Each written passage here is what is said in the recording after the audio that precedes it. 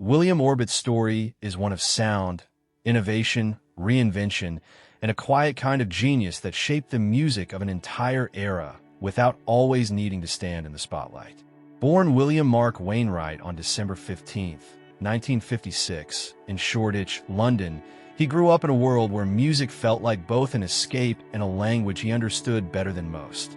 Over the decades, he transformed from an electronic musician into one of the most in-demand producers of his generation, working with artists like Madonna, Blur, All Saints, U2, and many others, leaving his fingerprints on some of the most memorable records of the late 1990s and early 2000s. On July 23, 2026, William Orbit passed away at his home in London at the age of 69. His family and friends announced his death in a statement posted to his social media, saying that he would be greatly missed not only by them, but by everyone whose lives he touched through his music, friendship, and kindness. No cause of death was disclosed, and the family asked for privacy as they grieved. For many in the music world, the news felt like the end of a chapter, because Orbit was one of those rare figures whose work helped define the emotional texture of an entire period in pop and alternative music. What made William Orbit special was not just the hits he helped create, but the way he approached sound itself.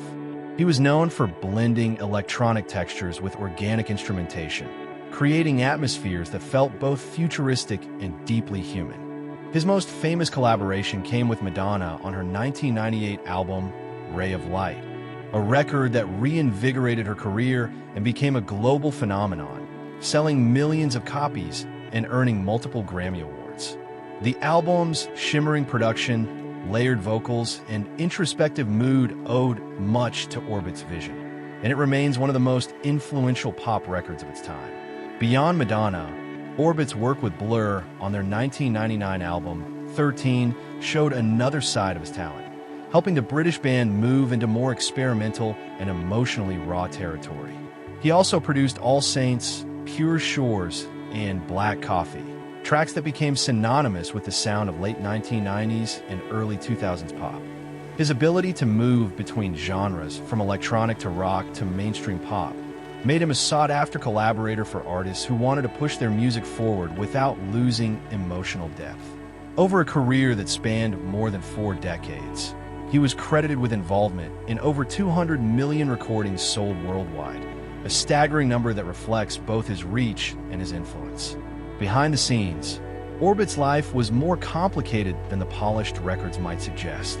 In interviews years before his death, he spoke openly about personal struggles, including a drug-induced breakdown in his 60s that led to him being sectioned and undergoing a difficult period of recovery.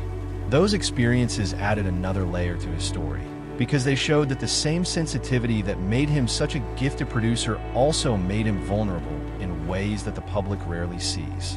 His willingness to talk about those challenges later in life made him feel more human, not just as a creator, but as someone who had lived through highs and lows that many could relate to. Details about his personal relationships have remained relatively private over the years. He married at 19 and had a daughter before the marriage ended, and he has spoken in the past about maintaining a good relationship with his ex-wife and their child. Beyond that, he kept much of his family life out of the spotlight, which fits with the way he often worked.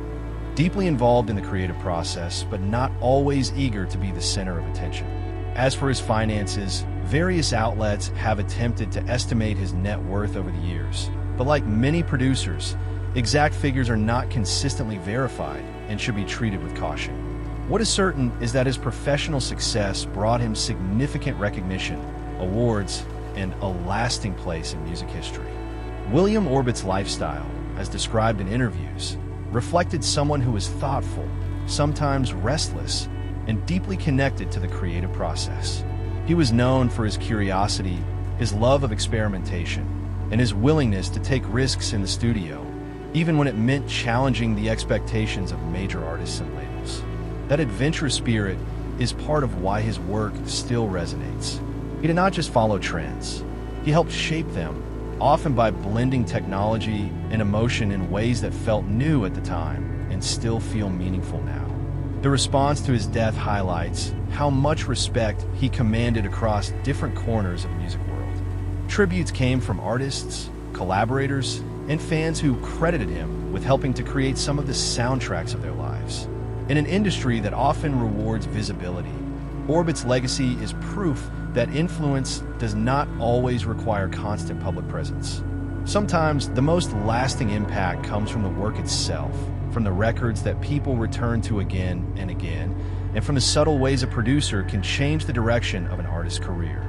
William Orbit's passing marks the end of a remarkable journey that began in East London and stretched across the globe through the music he helped bring to life. His story is not just about awards or sales figures. It is about the power of sound to shape memory, emotion, and identity. It is about the quiet architects of pop culture, the people behind the scenes who make the moments that millions of strangers share. And it is a reminder that even when the spotlight moves on, the work remains. If this video moved you, please subscribe and like the video for more thoughtful music biographies and real-life stories told with care.